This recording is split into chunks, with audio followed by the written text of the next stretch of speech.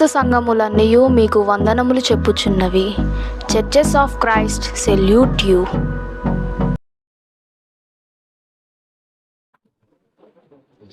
ప్రార్థన చేసుకుందాం. ప్రార్థన చేసుకుని కొద్ది నిమిషాలు దేవుని వాక్యాన్ని ధ్యానించుకుందాం. ప్రార్థన. కృపాసత్య సంపూర్ణుడైన మా ప్రియ పరలోకపు తండ్రి, మహోన్నతుడా, పరిశుద్ధుడా, దయగల తండ్రి, మీకే స్తుతులు స్తోత్రాలు నాయన. ఇప్పటి వరకు మేము పాడిన పాటల ద్వారా మా స్తుతులపై సింహాసీనుడివై ఘనత, మహిమ, ప్రభావంలో పొందిన విధానమును బట్టి కృతజ్ఞతా స్తుతులు చెల్లిస్తున్నాము. ఈ సమయంలో నీ వాక్యమును వినబోచుండగా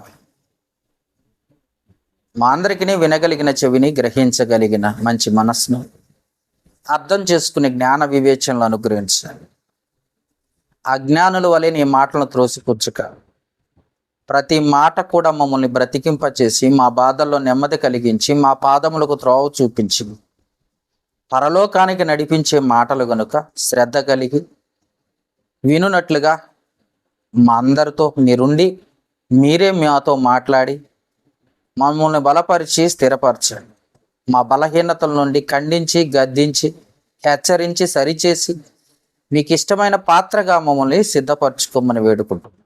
సమస్తమును ఎరిగిన వాడవు కనుక తండ్రి, మీరే మాతో మాట్లాడుతున్నందుకు మరొకసారి కృతజ్ఞతాస్తుతులు చెల్లిస్తూ ఈ సమయాన్ని మీకే అప్పగిస్తూ మా ప్రభువును లోకరక్షకుడు క్రీస్తు యేసు నామములో ఈ మనవులు అడిగి వేడుకొనుచున్నాము మా పరమ తండ్రి, ఆమేన్.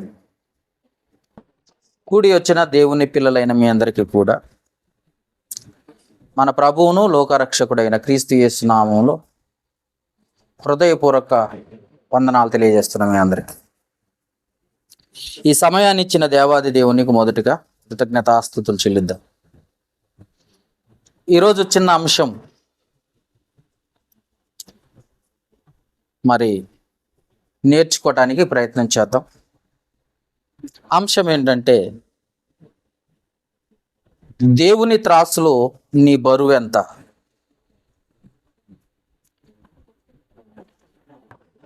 ఇంతకు ముందు కూడా కొన్ని విషయాలు చెప్పుకున్నాం ఈ విషయమై. ఇప్పుడు కూడా కొన్ని విషయాలు నేర్చుకోవటానికి ప్రయత్నం చేద్దాం. దేవుని త్రాసులో నీ బరువు ఎంత అంశం జాగ్రత్తగా మరొకసారి జ్ఞాపకం చేస్తున్నాను. దేవుని త్రాసులో నీ బరువు ఎంత? జాగ్రత్తగా వినటానికి ప్రయత్నం చేయండి.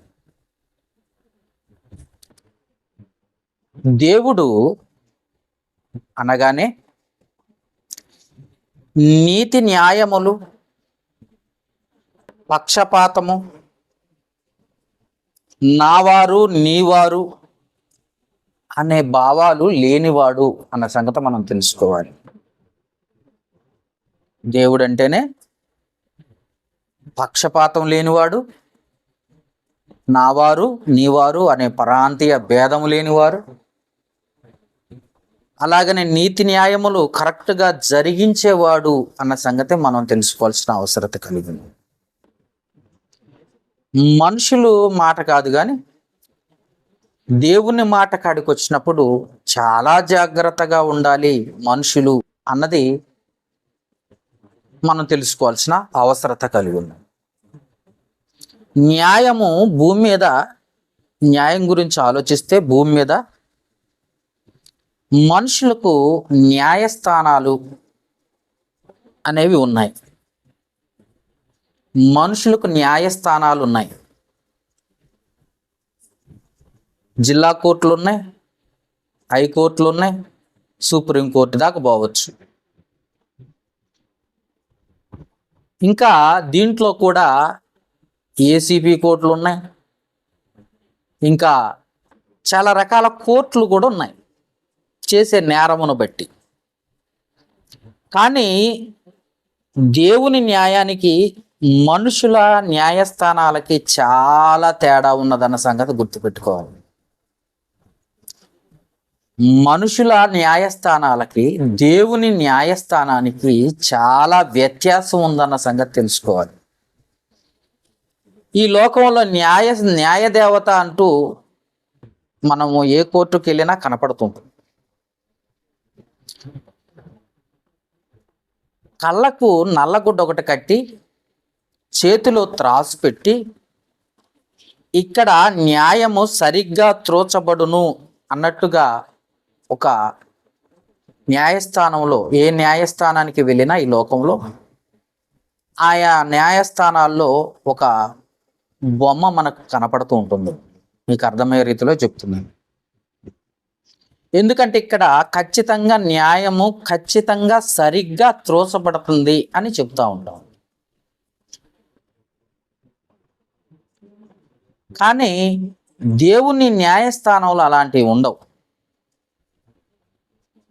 చేసే క్రియలను బట్టి, ఆలోచించే ఆలోచనలను బట్టి, మన ప్రవర్తనను బట్టి, మన మాటలను బట్టి, మనం చేస్తున్న ప్రతి పాపమును బట్టి దేవుని న్యాయస్థానంలో శిక్ష ఉంటుంది అన్న సంగతి కూడా తెలుసుకోవాలి. ఎందుకంటే నేను ఇందాకే చెప్పాను, మనుషులకు ఉన్న న్యాయస్థానాలు దేవుని న్యాయస్థానం ఒకటిగా ఉండదు.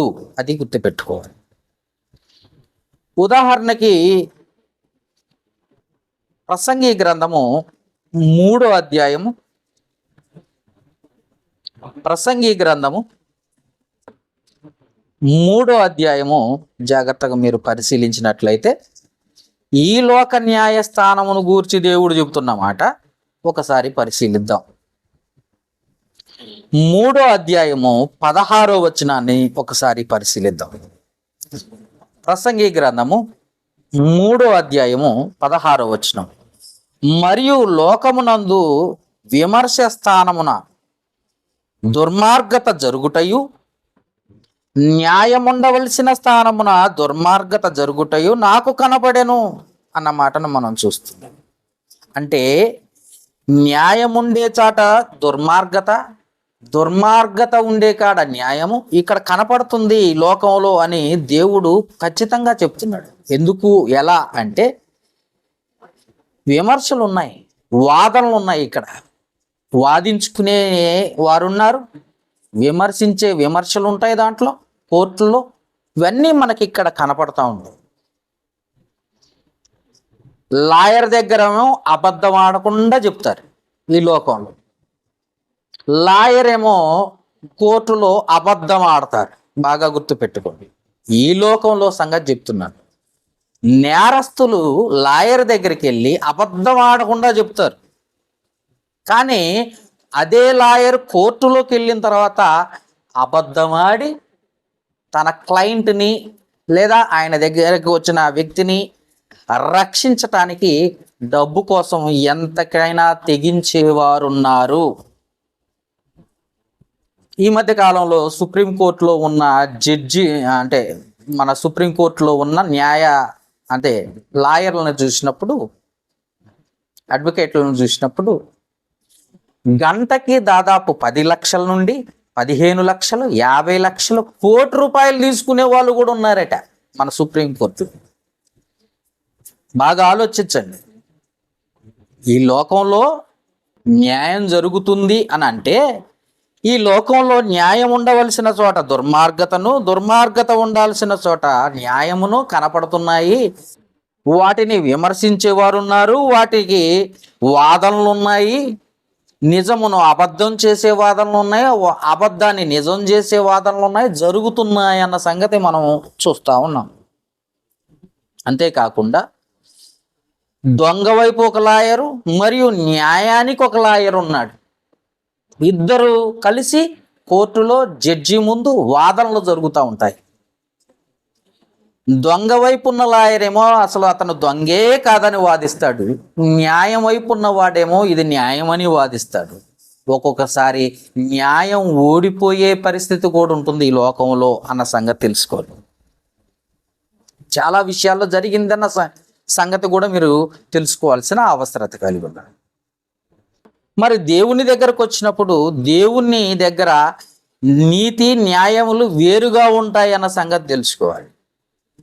దేవుని దగ్గరకు వచ్చినప్పుడు ఈ లోకరీతిగా వాదనలు ఉన్నాయి, ఏదైనా చెయ్యొచ్చు, ఎలా అయినా వాదించవచ్చు, ఎలా అయినా విమర్శించవచ్చు అని అనుకుంటే కుదరదు దేవుని దగ్గర. మనం అనుకుంటాం, నేను అసలు చెయ్యలేదు ప్రభువా, నేను అబద్ధం అసలు ఆడలేదు ప్రభువా, నేను ఆ ఆలోచన చేయలేదు ప్రభువా, నేను ఆ పాపం చేయలేదు ప్రభువా అని ఇక్కడలాగా అక్కడ వాదించవచ్చు అనుకుంటే పొరపాటు. అదే చెప్తున్నాను. దేవుని దగ్గర నీతి న్యాయములు వేరుగా ఉన్నాయి, చాలా జాగ్రత్త. మనుషుల దగ్గర న్యాయం దొరకకపోయినా దేవుని దగ్గర న్యాయం ఖచ్చితంగా దొరుకుతుందన్న సంగతి గుర్తుపెట్టు.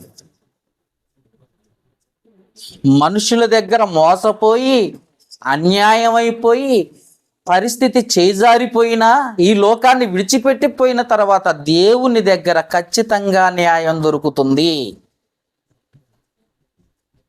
అన్యాయస్తుడు అన్యాయం చేస్తున్నా న్యాయంగా నువ్వు బ్రతికితే దేవుడి దగ్గర న్యాయమే దొరుకుతుందన్న సంగతి నువ్వు తెలుసుకోవాల్సిన అవసరం ఉంది. ఒకవేళ అన్యాయస్తుడు నేను అన్యాయమే చెయ్యలేదు అని వాదించటానికి దేవుడి దగ్గర కుదరదు అన్న సంగతి తెలుసుకోవాల్సిన అవసరం ఉంది. అందుకే యెషయా గ్రంథము 11వ అధ్యాయములో జాగ్రత్తగా మీరు పరిశీలించండి. యెషయా గ్రంథము 11వ అధ్యాయము 3 నుండి 4 వచనాలు కలిసి ఉన్నాయి. చదువుదాం జాగ్రత్తగా చూడండి. యెహోవా భయము అతనికి ఇంపైన సువాసనగా ఉండును, కంటి చూపును బట్టి అతడు తీర్పు తీర్చడు. ఇక్కడ కంటి చూపును బట్టి, ఇక్కడ న్యాయం జరగాలంటే ఏంటి? చూసిన వారు ఎవరైనా ఉన్నారా అనగానే మేము చూసాము సార్, వాడు చూడకపోయినా చూశానని లాయర్ చెప్పినట్టుగా చెప్పితే అక్కడ న్యాయం జరగకపోగా అన్యాయం జరిగే పరిస్థితులు చాలా జరుగుతాయి. కానీ దేవుని దగ్గరకు వచ్చినప్పుడు, దేవుని న్యాయస్థానంలో, దేవుని న్యాయపు కోనులో నుంచున్నప్పుడు, లేదా దేవుని న్యాయస్థానంలోకి వచ్చినప్పుడు కంటి చూపును బట్టి అతడు తీర్పు తీర్చడు. దేవుడు కంటి చూపును బట్టి తీర్పు తీర్చడు. ఇక్కడ కంటి చూపును బట్టే తీర్పు తీరుస్తారు. బాగా గుర్తుపెట్టుకోండి. ఇక్కడ ఏం జరుగుతుంది భూమి మీద అంటే, చూసినావా, నువ్వు ఖచ్చితంగా చూసావా, ప్రత్యక్ష సాక్షివా అని అడుగుతారు. ప్రత్యక్ష సాక్షి అంటే అక్కడే ఉండి ఆ అన్యాయాన్ని, లేదా ఆ మర్డర్ని, లేదా అక్కడున్న పరిస్థితిని, లేదా అక్కడున్న దొంగతనాన్ని, ఏదైనా సరే ప్రత్యక్షంగా నువ్వు చూసావా అని అడుగుతారు జడ్జి గారు, లేదా ఇక్కడ ఉన్న న్యాయాధిపతులు. కానీ దేవుని దగ్గరకు వచ్చినప్పుడు కంటి చూపును బట్టి తీర్పు తీర్చడు. తాను విన్నదాన్ని బట్టి తీర్పు విమర్శ చెయ్యడు. విన్నదాన్ని బట్టి, జాగ్రత్త, ఇక్కడ నువ్వు విన్నావా, అక్కడ శబ్దం వచ్చినట్టుగా నాకు అనిపించింది సార్, నేను విన్నాను సార్ అనగానే సాక్షిగా ఉంటారు ఇక్కడ. కానీ దేవుని దగ్గరకు వచ్చినప్పుడు కంటి చూపును బట్టి కానీ వినుటను బట్టి కానీ తీర్పు జరగదు. కంటి చూపును బట్టి కానీ వినుటను బట్టి కానీ తీర్పు జరగదు. నీతిని బట్టి బీదలకు తీర్పు తీర్చును అన్న మాటను మనం చూస్తున్నాం. అంటే ఖచ్చితంగా చాలా పర్ఫెక్ట్గా న్యాయం దొరుకుతుంది. చాలా ఈ లోకంలో చూపును బట్టి వినుటను బట్టి తీర్పు జరుగుతుందేమో, కానీ దేవుని దగ్గరకు వచ్చినప్పుడు నీ హృదయాలోచనలు బట్టి, నీ మనస్సాక్షిని బట్టి, నువ్వు చేస్తున్న క్రమమును బట్టి, పాపమును బట్టి, నీ ఆలోచన క్రమ విధానమును బట్టి, నీవు ఊహించే ఊహలను బట్టి తీర్పు వస్తుంది. దేవుని దగ్గరికి వచ్చినప్పుడు ఊహించుకున్న ఊహలను బట్టి కూడా తీర్పు వస్తుందా అంటే ఖచ్చితంగా వస్తుంది. ఊహించుకున్నా కానీ వస్తుందా? వచ్చింది. ఎందుకు వచ్చిందంటే జాగ్రత్తగా విందాం, చూద్దాం ఒకసారి. ఆదికాండము 6వ అధ్యాయము. ఊహించుకున్న ఊహలను బట్టి కూడా వస్తుందా అంటే వస్తుంది. 6వ అధ్యాయము 5, 6 వచనాలు. నరుల చెడుతనము భూమి మీద గొప్పదనియు వారి హృదయం యొక్క తలంపుల్లో ఊహ అంతా ఎల్లప్పుడు కేవలము చెడ్డదనియు యెహోవా చూచి తాను భూమి మీద నరులను చేసినందుకు యెహోవా సంతాపమునుంది తన హృదయములో నొచ్చుకొని భూమికి తీర్పు తీర్చినట్టుగా 11వ వచనములో ఆ మాట రాసి ఉంటుంది. భూలోకము దేవుని సన్నిధిలో చెడిపోయిండును, భూలోకము బలాత్కారముతో నిండి ఉన్నది అని చెబుతూ భూలోకానికి తీర్పు తీర్చినట్లుగా ఆ సమయంలో మనం చేస్తున్నాం. అంటే ఊహించుకుంటేనే తీర్పు జరుగుద్దా అంటే దేవుని త్రాసులో ఉన్నావు నువ్వు, జాగ్రత్త. క్రైస్తవురాలిగా నువ్వు ఊహించుకుంటేనే తీర్పులోనికి వస్తున్నావు అన్న సంగతి అర్థం కావట్లేదు చాలా మందికి. దేవుడు చూచుటను బట్టియో వినుటను బట్టియో తీర్పు తీరుస్తాడు. ఈ లోకంలో జరిగే తీర్పులు ఎలాగున్నాయో దేవుని సన్నిధిలో కూడా అలాంటి తీర్పే జరిగిద్ది అనుకుంటే పొరపాటు. బాగా ఆలోచించండి. దేవుని సన్నిధిలో చూచుటను బట్టి కాదు కానీ, వినుటను బట్టి కాదు కానీ, ఊహించుకుంటేనే తీర్పు వస్తుంది. ఇంకా ఎగ్జాంపుల్గా ఇంకొక మాట చూద్దామా? మత్తయి సువార్త 5వ అధ్యాయం. మత్తయి సువార్త బైబిల్ ఉన్నవారు తీయండి. మత్తయి సువార్త 5వ అధ్యాయము 27వ వచనం నుండి 28 చదువుదాం ఒకసారి.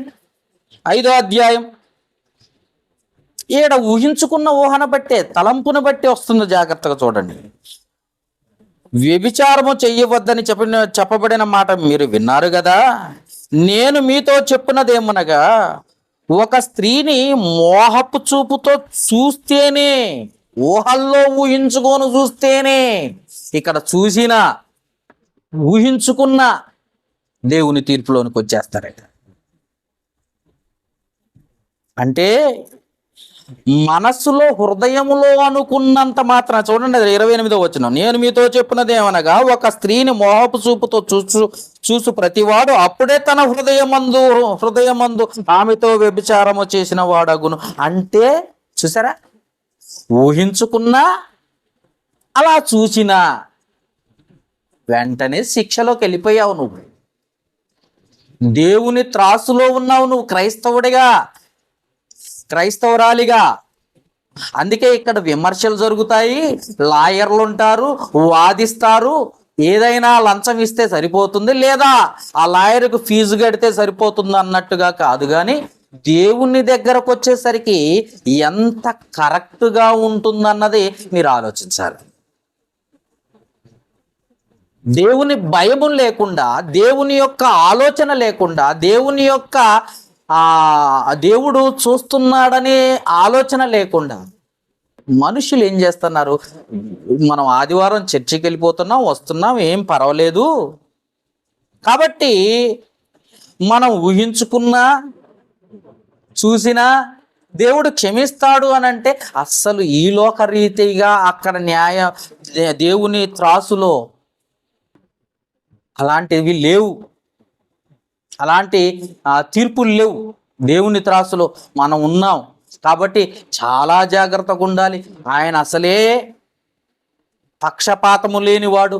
అసలే నావారు వీళ్ళు బాప్తిసం తీసుకున్నారు, వీళ్ళు బాప్తిసం తీసుకోలేదు, వీళ్ళు చర్చికి వచ్చేవాళ్ళు, వీరు చర్చికి రాని వాళ్ళు, వీరు నా సంఘస్థులు, వీరు పరాయి సంఘస్థులు, అంతేనా అనే ఆలోచన లేదు అక్కడ, అనే వ్యత్యాసం లేదు అక్కడ. ఎవరికైనా ఎలాంటి వారికైనా ఒక్కటే తీర్పు.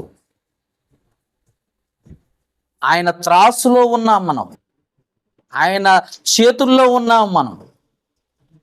ఖచ్చితంగా మనల్ని పరిశీలిస్తున్నాడు ఆయన. ప్రతిదినం ప్రతి క్షణం చూస్తున్నాడు ఆయన. భయం లేకుండా, భక్తి లేకుండా, ప్రార్థన జీవితం లేకుండా, దేవునికి అర్పించే అర్పణ లేకుండా, ఏదో టైం పాస్కు చర్చికి వచ్చి, టైం పాస్ కావటం లేదని చర్చికి వచ్చి, లేదా మనం క్రైస్తవులం కాబట్టి 1 గంట కూర్చుంటే సరిపోతుందన్న ఆలోచనతో మనం క్రైస్తవులం కాబట్టి దేవుని సన్నిధికి పోతే ఆశీర్వాదాలు వస్తాయన్న ఆలోచనలతో. అర్థమైందా? దేవుని సన్నిధికి వెళితే ఆశీర్వాదాలు వస్తాయన్న సంగతి అనుకుని వెళ్ళి కాసేపు కూర్చొని వస్తే చాలు అనుకుంటున్నా. కానీ మనల్ని విమర్శలోకి వెళ్ళిపోతున్నామన్న సంగతి, లేదా మనం తీర్పులోనికి వెళ్ళిపోతున్నామన్న సంగతి అర్థం కాని పరిస్థితిలోకి వచ్చేసారు చాలామంది. చాలామందికి అర్థం కావటం లేదు, తీర్పులోకి వెళ్ళిపోతున్నాం. ఆయన అసలే ఆకాశమా ఆలకించుము ఏమన్నాడు ఒకసారి చూద్దామా? ద్వితీయోపదేశ కాండము జాగ్రత్తగా మీరు పరిశీలించాలి ప్రతి వాక్యాన్ని. మీరు ద్వితీయోపదేశ కాండం తీసారా?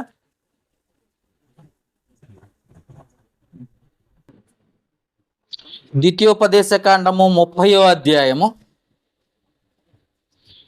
19వ వచనం. ద్వితీయోపదేశ కాండము 30వ అధ్యాయము 19వ వచనం.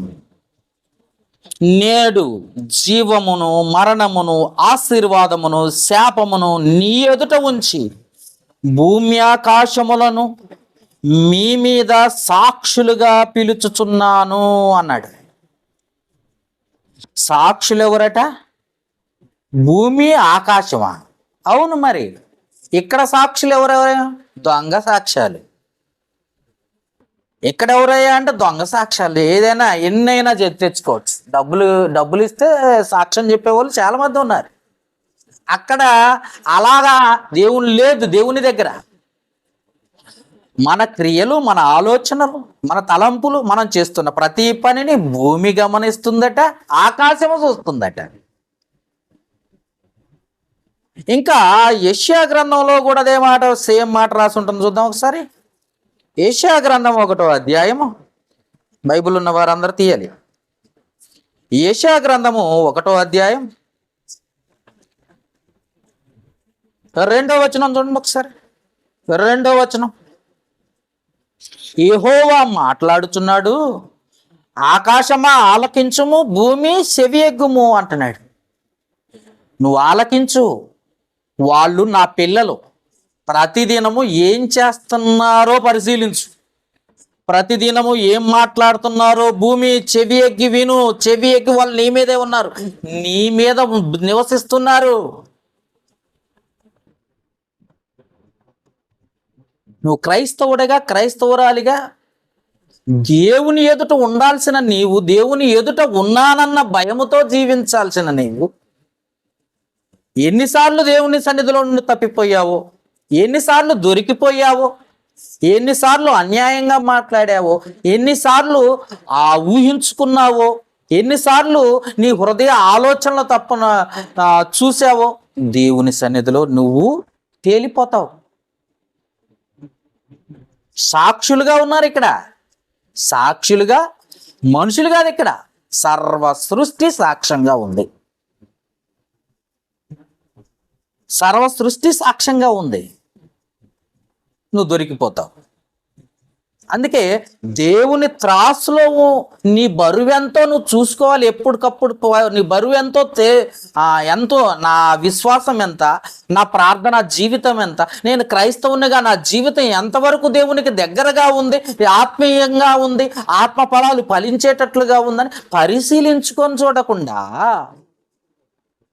ఏదో ఎప్పుడో బాప్తిసం తీసుకున్నాను, ఏదో బాప్తిసం తీసుకున్నాను కాబట్టి ఖాళీగా ఉండి, ఏ టైంలో ఏ జాబు లేకపోతే, అర్జెంటు లేకపోతే, పని లేకపోతే, ఈరోజు వ్యాపారం లేకపోతే ఖాళీగా ఉన్నాను కాబట్టి వెళ్ళిపోయి 1 గంట కూర్చొని వస్తానని కూర్చుని వస్తే కుదరదు. ప్రతిదినము విమర్శే. ప్రతిదినము విమర్శలోకి వచ్చేస్తున్నావు. ప్రతిదినం ఆయన అసలే ఊరుకునేవాడు కాదు. ఏం చేస్తాడట చూద్దాం. ఆమోసు గ్రంథము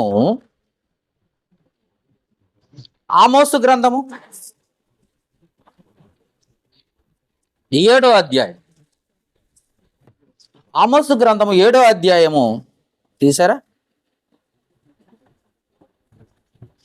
7-8 వచనాలు చూద్దాం ఒకసారి. పరిశుద్ధ గ్రంథంలో నుండి ఆమోసు గ్రంథము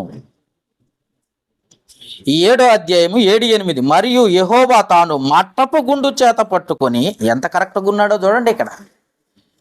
మట్టపు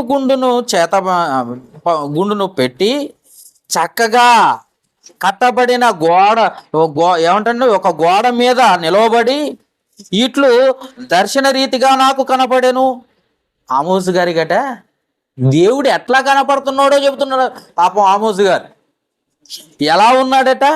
మరియు యెహోవా ఏం చేస్తున్నాడు? మట్టపు గుండు అంటే మళ్ళీ మట్టపు గుండు అనే అర్థం కాలేదండి అని అంటున్నారేమో. తోకపు గుండు అదేంటండి?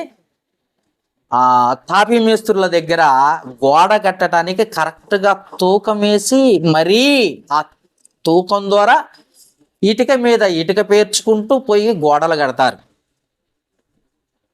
తెలుసు కదా, ఎంత పెద్ద గోడ అయినా కట్టాలంటే మట్టపు గుండు ద్వారానే కడతారు. ఒక రాయి మీద ఇంకొక రాయి పేర్చుకుంటూ పోవాలంటే అది కరెక్ట్గా నిలబడాలి అని అంటే మట్టపు గుండే ఆధారం. అలాంటి మట్టపు గుండుని దేవుడు చేతపట్టుకొని గుండు పెట్టి చక్కగా కట్టబడిన గోడ మీద చక్కగా గోడ ఏంటి నాకు అర్థం కాలేదు అంటే నీ విశ్వాస జీవితమే ఒక గోడ. అర్థమైందా? నీ వ్యక్తిత్వం అనే గోడ మీద నిలబడి, నీ విశ్వాస జీవితం అనే గోడ మీద నిలబడి ఆయన ఏం చేస్తున్నాడు? దర్శన రీతిగా నాకు కనపడుతున్నాడు. జాగ్రత్త. ఆయన ఒక టాపీ మేస్త్రి అనుకుంటున్నావేమో, న్యాయాధిపతి ఆయన. ఏ విషయంలో నువ్వు జారిపోతున్నావో, ఏ విషయంలో నువ్వు పడిపోతున్నావో, ఏ విషయంలో నువ్వు దేవునికి దూరం అవుతున్నావో, ఏ విషయంలో నువ్వు దేవుణ్ణి తగ్గిస్తున్నావో, ఏ విషయంలో దేవుణ్ణి సులకన చేసి మాట్లాడుతున్నావో, నీ కుటుంబ బాధ్యతలు పెరిగినాయి అని చెప్పి కుటుంబమే గొప్పది అనుకుంటున్నావా? పిల్లలు గొప్పవాళ్ళు అనుకుంటున్నావా? తల్లిదండ్రులు గొప్ప వాళ్ళు అంటున్నా? నాకంటే దేన్నైనా ఎక్కువగా ప్రేమించువాడు నాకు పాత్రుడు కాడని చెప్పాడు కదా. అయినా నువ్వు ప్రేమించి వారి కోసమో వీరి కోసమో, నా కుటుంబ సభ్యుల కోసమో, తల్లిదండ్రుల కోసమో, ఆస్తులు కూడబెట్టుకునే ఒక విషయంలోనూ ఉద్యోగం గొప్పదనుకుంటున్నావా? వ్యాపారం గొప్పదనుకుంటున్నావా? నా పనే నా దేవుడు అంటున్నాడు ఒకడు. నా పనే నా ఉద్యోగమే నా దేవుడు అంటున్నాడు ఒకడు. జాగ్రత్త. ఆయన ఏంటంటే మట్టపు గుండును పట్టుకుని గోడ మీద చక్కగా నిలబడి నాకు దర్శనం ఇచ్చింది. యెహోవా ఆమోసు నీకు కనపడుచున్నదేమని అడగగా 8వ వచనం, నాకు మట్టపు గుండు కనపడుచున్నదని నేనంటిని. అప్పుడు యెహోవా సెలవిచ్చినదేమనగా, నా జనులకు ఇశ్రాయేలీయుల మధ్యన మట్టపు గుండు వేయబోచున్నాను, నేను ఇక వారిని దాటిపోను. ఏమన్నాడండి? నా వారైన ప్రజలు ఎవరైతే సంఘ సభ్యులు ఉన్నారో, ఎవరైతే దేవుని సంఘం అనుకుంటున్నామో, నేను సంఘ సభ్యుని అనుకుంటున్నావో, లేకపోతే నేను పరిచర్య బాగా చేస్తాను అనుకుంటున్నావో, లేకపోతే నేను దేవుని పనిలో బాగా వాడబడుతున్నాను అనుకుంటున్నావో, లేదా నేను మంచి విశ్వాసిని అనుకుంటున్నావో, నీ దగ్గరకే వచ్చి మట్టపు గుండును వదులుతానంటున్నాడు ఆయన. ఆయన తీర్పు ఎక్కడుందో తెలుసా? నీ దగ్గర నుండే మొదలు అంటున్నాడు. భయం లేదా? భయభక్తులు అనేది నీళ్ళు కనపడుతున్నాయా? భక్తి ఉంటే సరిపోదు, భయం ఉండాలి ఫస్ట్. భయం ఉంటే ఆటోమేటిక్గా భక్తి వస్తుంది. కొంతమందికి భక్తి ఉంది కానీ భయం లేదు. కొన్ని సంఘాల్లో అయితే మహాభక్తి పరులు, అతి పరిశుద్ధులు ఉన్నారు. మా సంఘమే అతి పరిశుద్ధమైనది, ఇంకోటి కాదు అని చెప్పేవాళ్ళు కూడా ఉన్నారు. ప్రతి వ్యక్తి దగ్గరికి మట్టపు గుండు పట్టుకొని వస్తానంటున్నాడు ఆయన. మళ్ళొకసారి చదువుదాం అన్నమాట. 8వ వచనం, ఆమోసు నీకు కనపడుచున్నదేమి అని అడగగా, నాకు మట్టపు గుండు కనపడుచున్నదని నేనంటిని. అప్పుడు యెహోవా సెలవిచ్చినదేమనగా, నా జనులకు ఇశ్రాయేలీలు అంటే ఎవరు అనుకుంటున్నారో? పాత నిబంధనలో ఇశ్రాయేలీలు అనుకో మాకు. ఏమంటున్నారు? పాత నిబంధన ఇశ్రాయేలీలు కండి ఇది రాసింది, మనం కాదండి ఇశ్రాయేలీలు అంటున్నావా? నూతన యెరూషలేము, నూతన ఇశ్రాయేలీలు ఎవరంటే సంఘస్థులే, సంఘమే. అందుకే ఏమంటున్నాడు, వాళ్ళ మధ్యన మట్టపు గుండు వేయబోచున్నాను, నేను ఇక వారి నుండి నేను దాటిపోనంటే ప్రతి వ్యక్తిని ఆయన త్రాసులోనికి లాగుతున్నాడు. ప్రతి వ్యక్తిని విమర్శ దినమందు నిలబెట్టడానికి చూస్తున్నాడు. ప్రతి వ్యక్తి దేవుని మాటకు లోబడుతున్నాడా లేదా అని పరిశీలిస్తున్నాడు. ఆ వాక్య ప్రకారం ఉన్నాడా లేదా అని పరిశీలిస్తున్నాడట.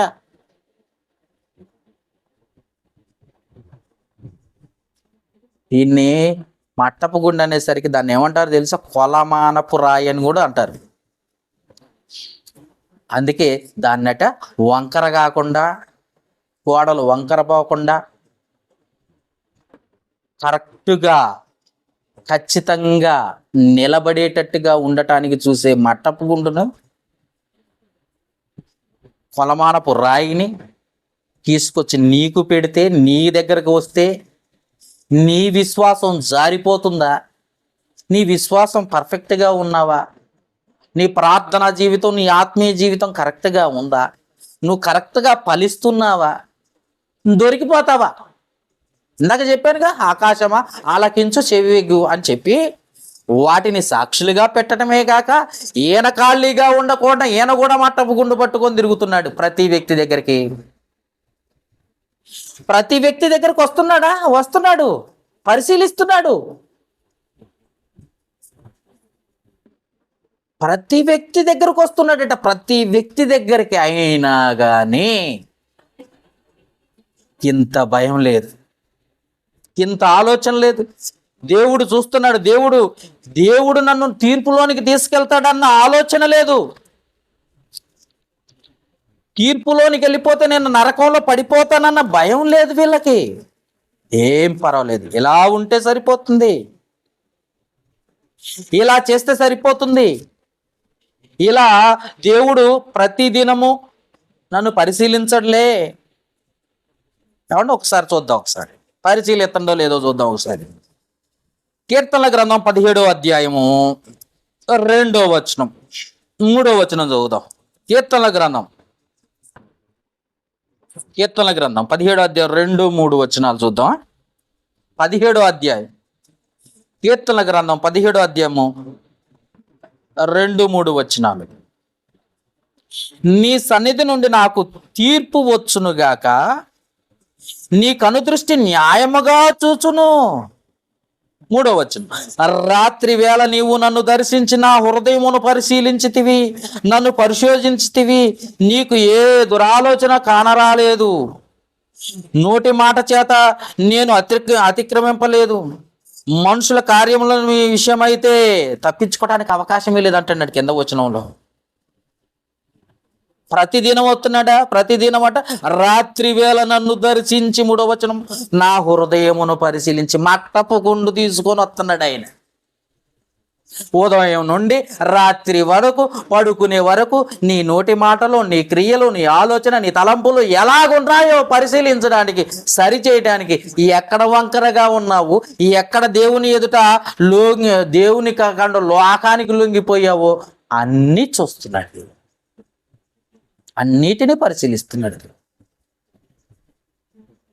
అలాంటిది దేవుని ఎదుట నువ్వు దొరుకుతావని, దేవునికి చిక్కుతావని ఎక్కడండి మలాయర్ను పెట్టుకున్నా తప్పించుకున్నానండి అనుకుంటున్నావేమో. ఇక్కడ అండి ఎవరు నన్ను చూడటం లేదు, నేను ఏం చేసినా పర్వాలేదు అనుకుంటున్నావేమో. దీనికి కూడా ఒక ఉదాహరణ, ఒక వాక్యం చూద్దాం. లూకా సువార్త 12వ అధ్యాయము 2, 3 వచనాలు చూద్దామా. చీకటి గదిలో ఎవరు చూస్తున్నారు? తలుపేసుకున్నాను, ఎవరు చూస్తున్నారు? సీక్రెట్గా సెల్ ఫోన్ మాట్లాడుతున్నా, ఎవరు చూస్తున్నారు అని నువ్వు అనుకుంటున్నావేమో. దేవుడికి చిక్కుపోతావు. అందుకే అంటున్నాడు చూడండి ఇక్కడ లూకా సువార్త 12వ అధ్యాయం 2, 3 వచనాలు. మరుగైనదేదియు బయలుపరచబడక, దేవుని దగ్గరట బయలుపరచబడకపోదు. రహస్యమైనది ఏదియు తెలియబడకపోదు. నువ్వు రహస్యంగా సీక్రెట్గా ఏం చేసినా దేవుని ఎదుట లొంగిపోవాల్సిందే. దొరికిపోతావంటే సాక్ష్యాలు ఉన్నాయి ఇక్కడ, రికార్డింగ్ చేస్తున్నాడు ఇక్కడ. చెవియగ్గు అంటే అర్థం ఏంటి? చెవియగ్గు, విను, రికార్డింగ్ చేయి ఫస్ట్. నా దగ్గరకు వచ్చి నేను ఎప్పుడు చేసిన ప్రభువా, నేను అలాంటి కాదు ప్రభువా అని అనడానికి లేదు, ఇక్కడ మాట్లాడడానికి లేదు, విమర్శించుకోవడానికి లేదు, వాదించడానికి లేదు. ఇక్కడ లోక సంబంధమైన కోర్టు కాదు ఇది, దేవుని న్యాయస్థానం. దేవుని ఎదుట నీ పవిత్రమైన పరిశుద్ధమైన బ్రతుకు ఎలా ఉందో చూసే ప్లేస్ ఇది. దేవునికి భయపడకుండా, లోకానికి భయపడకుండా నీ స్థారాజ్యంగా నువ్వు ప్రయత్నం చేస్తే, ప్రవర్తన చేస్తే ఏమంటున్నాడు? రహస్యమైనది ఏదియు ఆయనకు తెలియబడకపోదు. 3వ వచనం, అందుచేత మీరు చీకటిలో మాట్లాడుకుంటున్నవి, గదుల్లో మాట్లాడుకుంటున్నవి, సెల్ ఫోన్లో మాట్లాడుకుంటున్నవి, చాటింగులు అన్ని దేవుని దగ్గరకు వచ్చేస్తున్నాయి. చాటింగ్లు కానీ, సెల్ ఫోన్లో మాట్లాడుకున్న మాటలు కానీ, రహస్యంగా రూములో కూర్చొని పుస్తకాల మధ్య సెల్ ఫోన్ పెట్టుకొని మాట్లాడుకునే ప్రతి మాట కానీ, ఏమంటున్నాడు? చీకట్లో మాట్లాడుకొనినవి వెలుగులో వినపడును, మీరు గదుల యందు అని చెప్తున్నాను. చూడండి, గదుల్లో ఉన్నారా? ఫోన్ ట్యాపింగ్ అయిందని మొన్ననే కేసీఆర్ మీదను కేటీఆర్ మీద కేసు ఒకటి జరిగింది, చూశారు కదా, మీరు విన్నారు కదా వార్తల్లో. ఫోన్లో మాట్లాడుకుంటుంటే ట్యాపింగ్ చేశారని, అంటే అది రికార్డింగ్ చేశారని. అవి రికార్డింగ్ చేయటానికి కూడా అవకాశాలు ఉన్నాయా అంటే ఉన్నాయి. ఒకళ్ళొకళ్ళు మాట్లాడుకునేవి రికార్డింగ్ చేసే అవకాశాలు ఉన్నాయా అంటే ఉన్నాయి. మరి దేవుని దగ్గర అసలు ఫోనే లేకుండా చీకటి గదిలో ఎక్కడో మాట్లాడుకునే మాటలు కూడా రికార్డింగ్ అవుతున్నాయంట.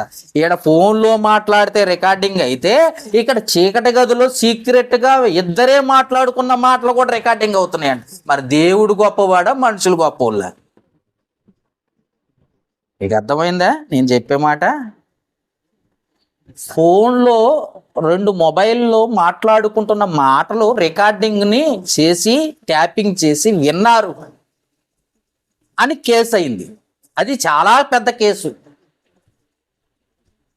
అదే కేసు అని దాని కొరకు చాలా ఆఫీసర్లను కూడా దాన్ని ఏమంటారు, జైల్లోకి తీసుకున్నారని ప్రభుత్వం.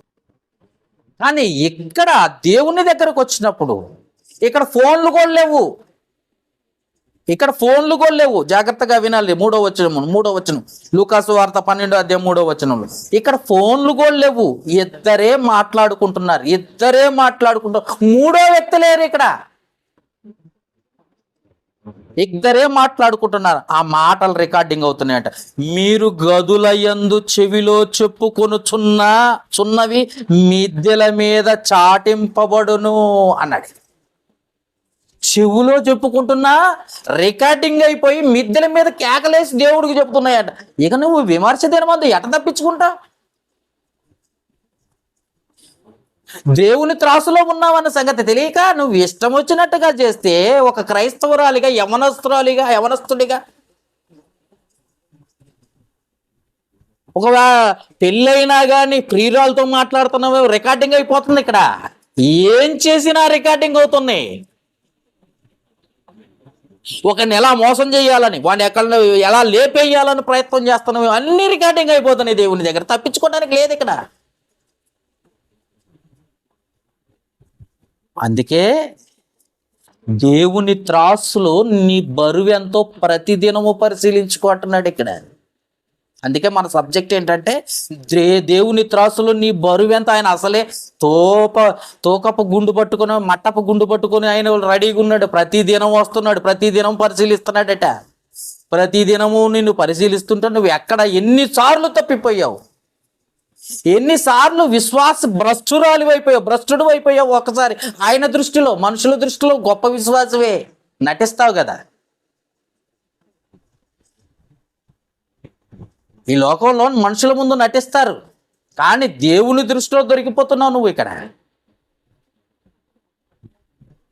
అందుకే ఆయన ఎలాంటి వాడు అన్నది నీకు అర్థం కావటం లేదు. చాలా జాగ్రత్త. ఇంకా చదువుదాం. రాజుల 2వ గ్రంథము రాజుల 2వ గ్రంథము 21వ అధ్యాయము. ఆయన ఎలాంటి వాడు చూడండి ఒకసారి. దేవుడంటే ఎలాంటి వాడో మీరు పరిశీలించాలి. రాజుల 2వ గ్రంథము 21వ అధ్యాయము 12-13 వచనాలు. 12-13 వచనాలు జాగ్రత్తగా మీరు పరిశీలించండి. కావున ఇశ్రాయేలీయుల దేవుడైన యెహోవా సెలవిచ్చినదేమనగా, వినువాని చెవులు 2 చెవులు గింగురుమనంతగా కీడు యెరూషలేము మీదకి యూదావారి మీదకి రప్పించుచు నేను షోమ్రోనులో కొలనూలు జాగ్రత్త కొలిచిన నూలును అహబు కుటుంబీకులను సరిచూచుట మట్టపు గుండును యెరూషలేము మీద ఏమంటాడట సాగలాగుదును. ఒకడు పల్లెమును తుడుచున్నప్పుడు దాన్ని బోర్లించి తుడుచున్నట్లు నేను యెరూషలేమును తుడిచి వేసేదను అంటాడు. ఏమైనా అర్థమైందా? చెవులు గింగురమని పెత్తడట. నూలును మట్టపు గుండును యెరూషలేము మీదకేసి లాగుతుడట. నీ కుటుంబం మీదకేసి లాగుతుడట. యెరూషలేము అంటే నూతన యెరూషలేము మనమే, సంఘమే. ఆయన ఇల్లు అంటే ఎవరో కాదు, సంఘమే. ఈ నూతన యెరూషలేము అంటే ఎవరో కాదు, సంఘమే. మళ్ళీ దీనికి రెఫరెన్స్ కావాలంటారేమో. నూతన యెరూషలేము అంటే మనం కాదండి, భలేగా ఉన్నారు వీళ్ళకి. ఎందుకంటే సగం సగం మైండ్ వాళ్ళు చాలామంది ఉన్నారు. చూద్దాం ఒకసారి. ప్రకటన గ్రంథం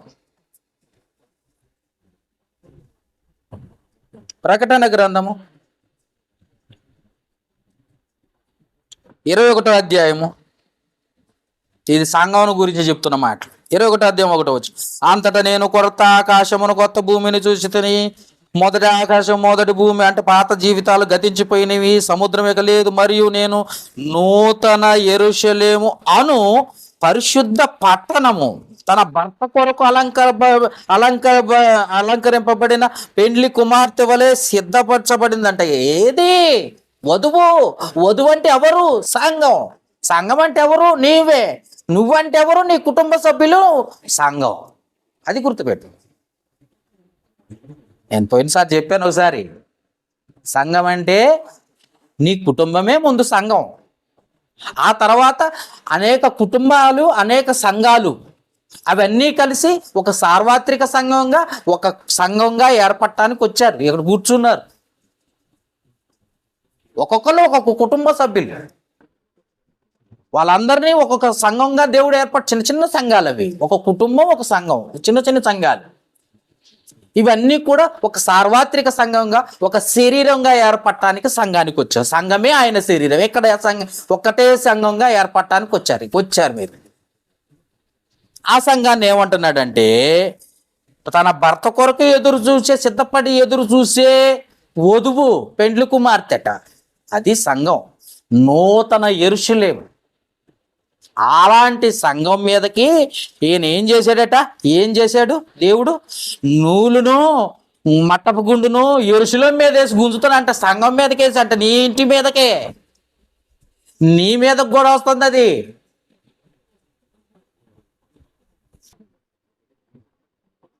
నీ మీదకి కూడా వస్తుంది అది. జాగ్రత్త. నీకు అసలు భయం లేదు, భక్తి లేదు. నీ కుటుంబంలో ఎంతమంది విశ్వాసులుగా ఉన్నారు, ఎంతమంది ప్రార్థనా పరులుగా ఉన్నారు, ఎంతవరకు దేవునికి దగ్గరగా ఉన్నారు, ఎంతమంది ప్రార్థనలు చేస్తున్నారు, ఎంతమంది దేవునికి ఇస్తున్నారు, ప్రతి విషయాన్ని పరిశీలిస్తున్నాడు దేవుడు. నూలు వేసి లాగుతున్నాడు, మట్టపు గుండేసి. మళ్ళీ అది ఎలా ఉండాలో తెలుసా? చెవులు గింగురు అనిపించేటట్లు చేస్తాడట. ఏమన్నా భయం ఉందండి ఈనాటి క్రైస్తవ సంఘాలకి, విశ్వాసులకి? భయం అంటూ ఉందా? దేవుడు అంటూ భయం ఉందా? అయ్యో, నేను దేవుని త్రాసులో ఉన్నానే, దేవుని త్రాసులో నా బరువు చూస్తున్నాడే, నేను ఎలా ఉన్నానో పరిశీలిస్తున్నాడే. ప్రతిదినము దేవునికి నేను సమర్పణ కలిగి జీవిస్తున్నానా? లోకానికి సమర్పణ అయిపోయానా? లోకానికి సమర్పణ అయిపోయానా? దేవునికి సమర్పణ అయిపోయానా అని పరిశీలించుకోవాలి కదా. అవునండి, అర్థమైందా? ఒకసారి చెప్పాను, ఇప్పుడు ఉద్యోగానికి సమర్పణ అయిపోయిన వాళ్ళు ఉన్నారు, కేవలం పని చేయడానికి సమర్పణ అయిపోయిన వాళ్ళు ఉన్నారు, కేవలం వ్యాపార రీతిగా సమర్పించుకున్న వాళ్ళు ఉన్నారు.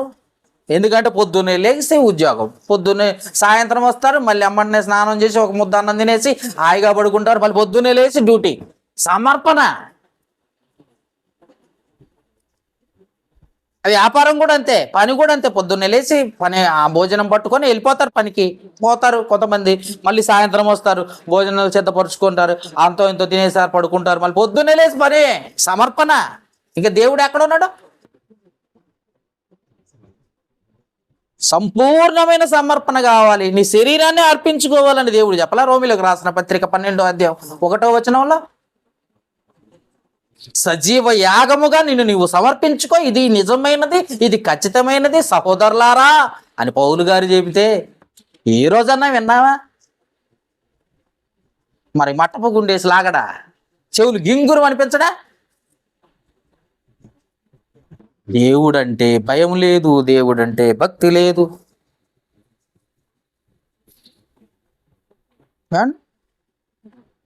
దేవుడంటే భయం లేదు, దేవుడంటే భక్తి లేదు. ఏదో టైం ఖచ్చితంగా వెళ్ళాలి, అందుకే వస్తున్నాం. నీ నిజ జీవితంలో నీ యథార్థమైన భక్తి అది. తీర్పులోనికి రాననుకుంటున్నావా? ఆయన చూడటం లేదు అనుకుంటున్నావు, సీక్రెట్ చేద్దాం అనుకుంటున్నావు, ఏది చేసినా దొరికిపోతున్నావు, ఏది చేసినా ఆయన త్రాసులోకి వెళ్ళిపోతున్నావు నువ్వు.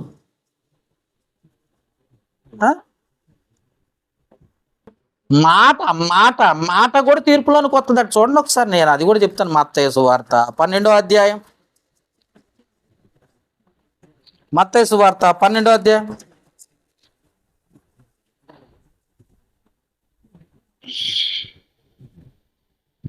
36వ వచనం, 37వ వచనం. మత్తయి సువార్త 12వ అధ్యాయం 36, 37 మాటల గురించి. నేను మీతో చెప్పున్నదేమనగా, యేసు ప్రభు చెప్తున్న మాటలు ఇది, నేను చెప్పిన మాటలు కాదమ్మా, యేసు ప్రభు చెబుతున్న మాటలు. నేను మీతో చెప్పున్నదేమనగా, మనుషులు పలుకు వ్యర్థమైన ప్రతి మాటను గూర్చి విమర్శ దినమున లెక్క చెప్పవలసి ఉండును. 37వ వచనం.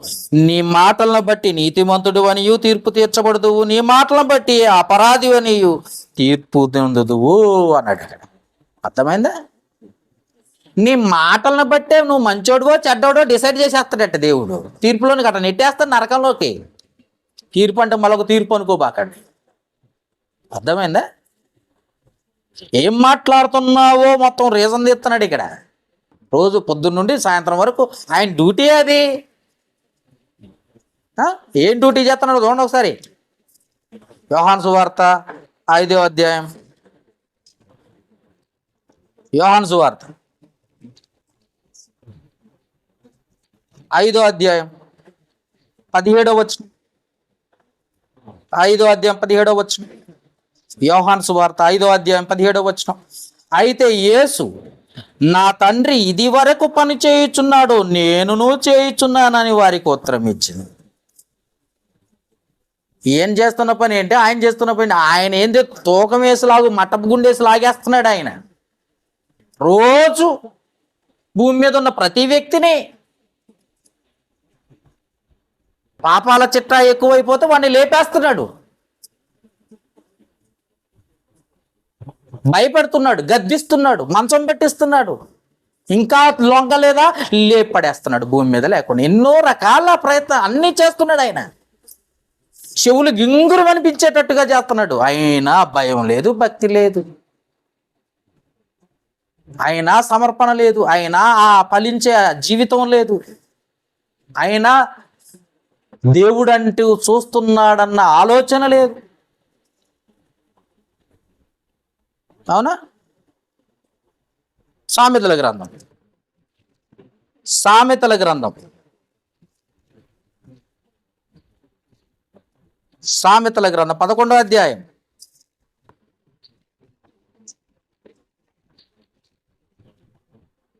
సామెతల గ్రంథం 11వ అధ్యాయం 1వ వచనం.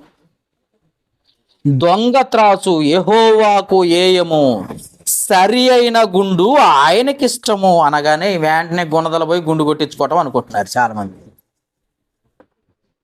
అర్థమైందమ్మా? వినాలి. సరైన గుండు ఆయనకి ఇష్టం అంటే, అయ్యా దేవుడు చెప్పాడు కదయ్యా, అందుకే గుణదల పోయి గుండు కొట్టించుకుంటున్నాం అయ్యా. ఒక సిస్టర్ గారు చెప్తున్నారు, మెదక్కు పోయినాం, ఒప్పుకున్నాం, అక్కడ పెద్ద చర్చి అండి, మేము చూసినాం, అక్కడ గుండు కొట్టించుకున్నాం. ఎందుకనంటే దేవుడు సరైన గుండు ఆయనకి ఇష్టం అన్నాడుగా. మంచి గుండు, నున్నటి గుండు ఆయనకి ఇష్టం అనుకుంటున్నారు వీళ్ళందరూ. ఏ గుండు ఇది? మట్టపు గుండు. కరెక్ట్గా ఉన్నావో లేదో లాగే గుండు ఇది. గుణదల గుండు కాదు ఇది. మెదకు గుండో గుణదల గుండో లేకపోతే ఇంకేంటంటే మేరీమాత గుండు కాదు ఇది. చాలా మందికి అర్థం కాని అమాయకపు క్రైస్తవులు అయిపోయారు. పాస్టర్లు కూడా అలాగే చేసేస్తున్నారు ఈరోజు చాలా మంది. దేవునికి లోపడరు, దేవుని మాటకు లోపడరు. మాట తప్పితేనే అసలు ఊరుకోను అంటే, నీ బరువు ఎంతో రోజు చూస్తున్నాడని అంటే ఏమన్నా ఆలోచన ఉంది? అసలు రోజు దర్శిస్తున్నాడు. రాత్రి వేళ నీ దగ్గరకు వచ్చి నీ హృదయాన్ని పరిశీలిస్తున్నాడు మట్టపు గుండుతో అంటే అసలు నీకు ఏమైనా భయం ఉందా? దగ్గరకు వచ్చి పరిశీలిస్తున్నాడు అంటే నీకు ఏమైనా భయం ఉందా? అసలు కోట్ల మంది ఉన్నారు, నా దగ్గరికి ఎందుకు వస్తాడు అనుకుంటున్నావు? దేవుడు పాలంచలో చాలా మంది ఉన్నారు, కొత్తగూడెంలో చాలా మంది ఉన్నారు, భద్రాచలంలో చాలా మంది ఉన్నారు, వాళ్ళందరిని వదిలిపెట్టేసి నా దగ్గరికి ఎందుకు వస్తాడు దేవుడు అనుకుంటున్నావా? ప్రతి వ్యక్తిని సృష్టించిన వాడు, తల్లి గర్భములో పిండముగా ఉండకముందే నిన్ను అర్థం చేసుకున్నవాడు, నువ్వు ఎలా ఉండాలో కోరుకున్నవాడు, నిన్ను సృజించక ముందే నువ్వు ఎలా ఉండాలో కోరుకున్నవాడు. ఎఫెసీయులకు రాసిన పత్రిక 1వ అధ్యాయం 4 నుండి 6 వచనాలు. జగత్తు పునాది వేయబడక మునిపే నువ్వు పరిశుద్ధుడిగాను నిర్దోషిగాను తన ఎదుట ఉండాలని కోరుకున్న దేవుడు ఆయన. పుట్టి పెరిగి పెద్ద నీ ఇష్టం వచ్చినట్టు చేస్తావంటే ఆయన ఊరుకుంటాడా?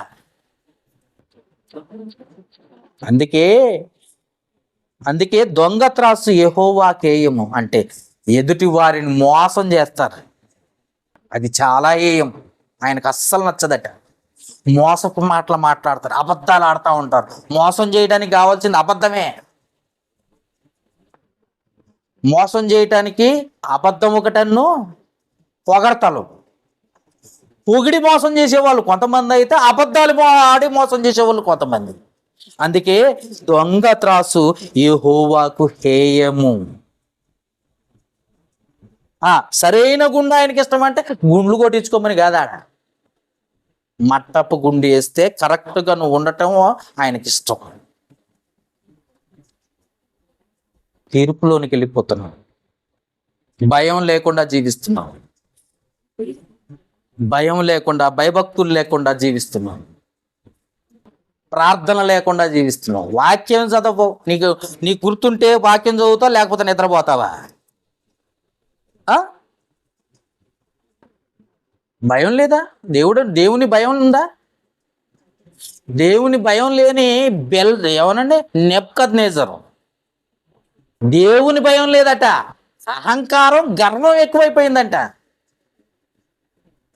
ఒక దెబ్బ కొడితే గడ్డి మేసినట్టుగా ఉంది దానియేలు గ్రంథంలో 3వ అధ్యాయాల.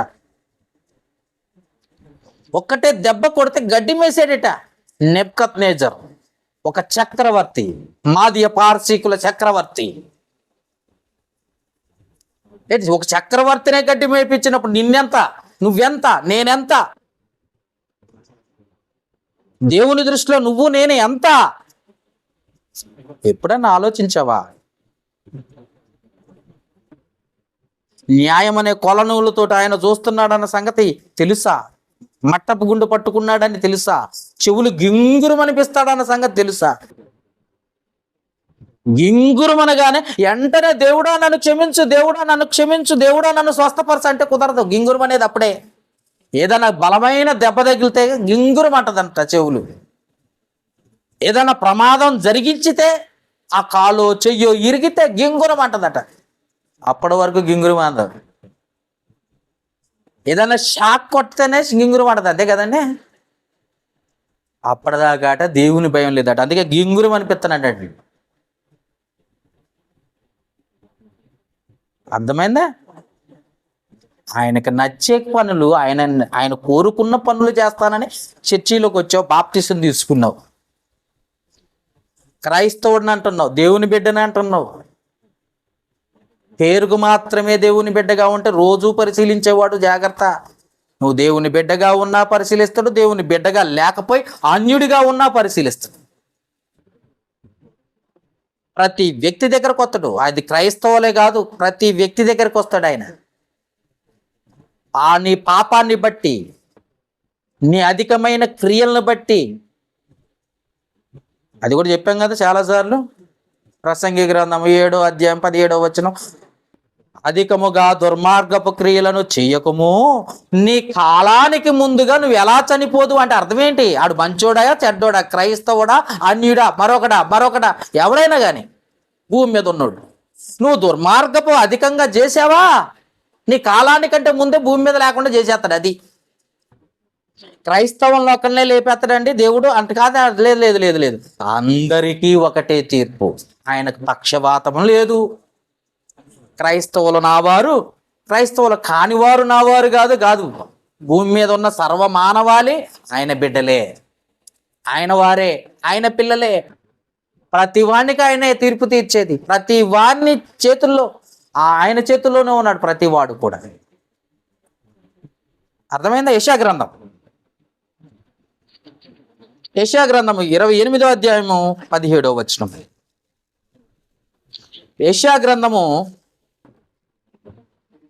28వ అధ్యాయము 17వ వచనం చదువుదా. 17వ వచనం, నేను న్యాయము కొలనూలుగాను నీతి మట్టపు గుండుగాను పెట్టెదను, వడగండ్లు మీ మాయాశరణ్యమును కొట్టివేయును, దాగి ఉన్న చోట్ల నీళ్ల చేత కొట్టుకొని పోవును అని చెప్తున్నాడు.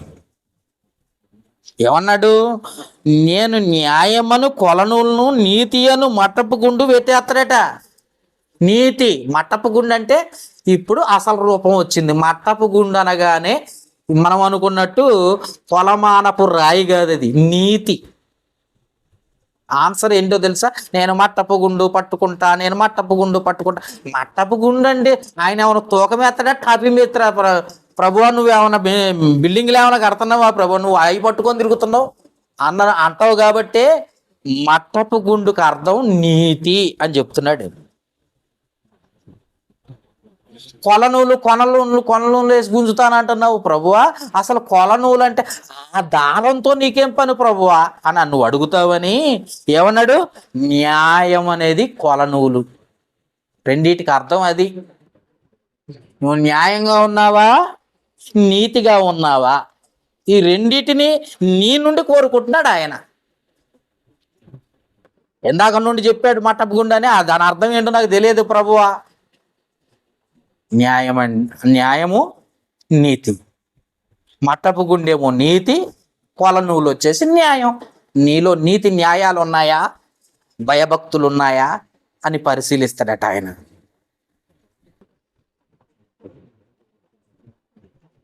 పరిశీలించకపోతే ఇంకా ఎక్కువైపోతావు.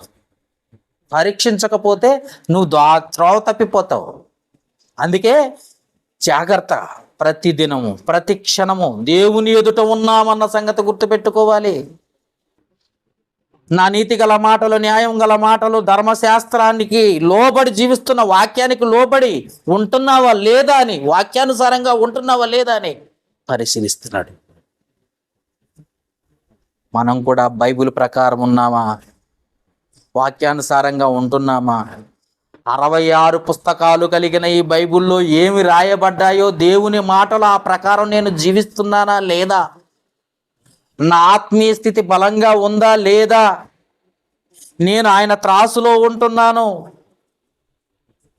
అర్థమైందా అనే భయం కలగాలి. త్రాసు అనే పళ్ళెంలో బైబిల్లోకి వెళ్ళి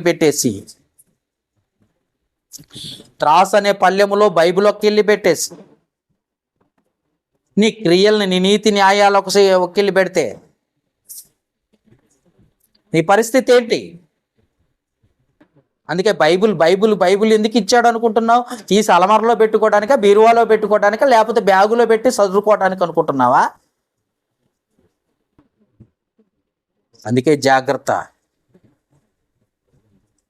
ఆ ఆ స్థితిలోకి నువ్వు వెళ్ళిపోతున్నావేమో, జారిపోతున్నావేమో, దేవుని చేతుల్లో చిక్కుబడిపోతున్నావేమో ఆలోచించుకో.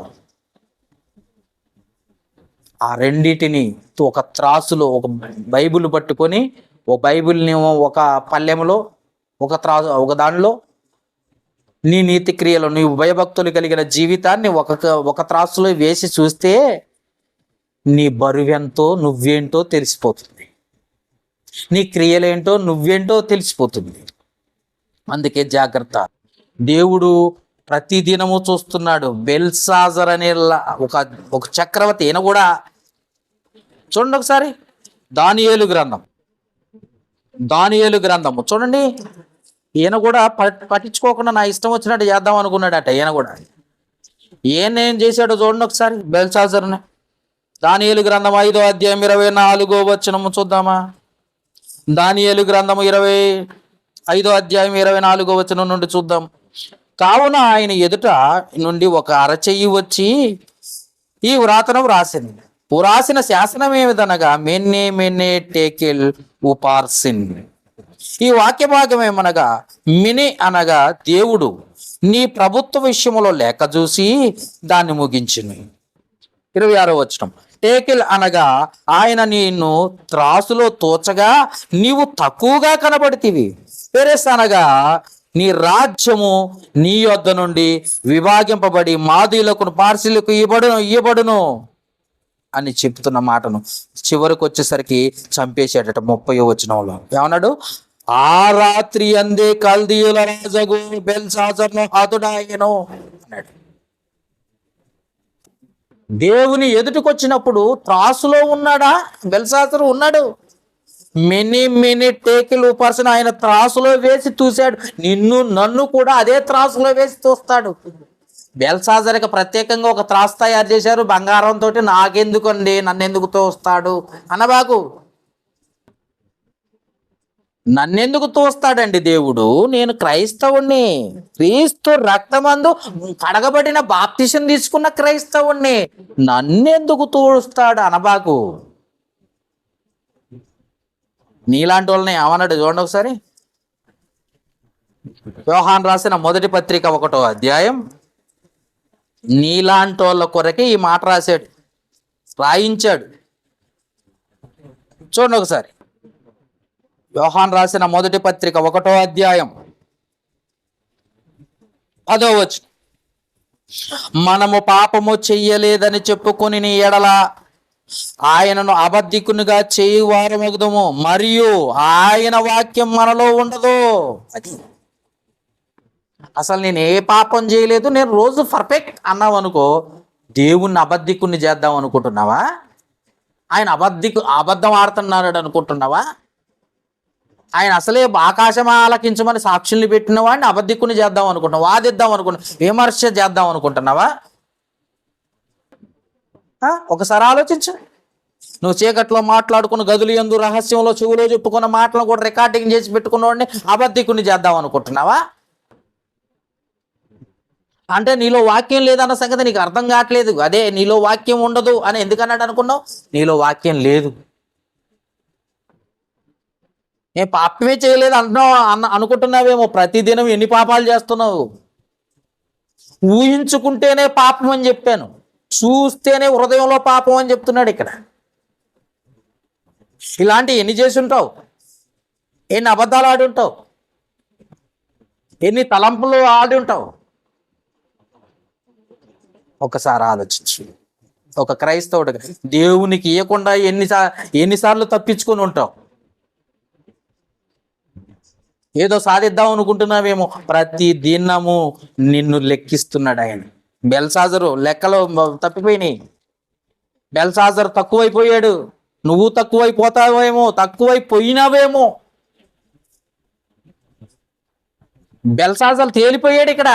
ఆయన త్రాసులో చూడగా బెల్షాజరు తేలిపోయాడు.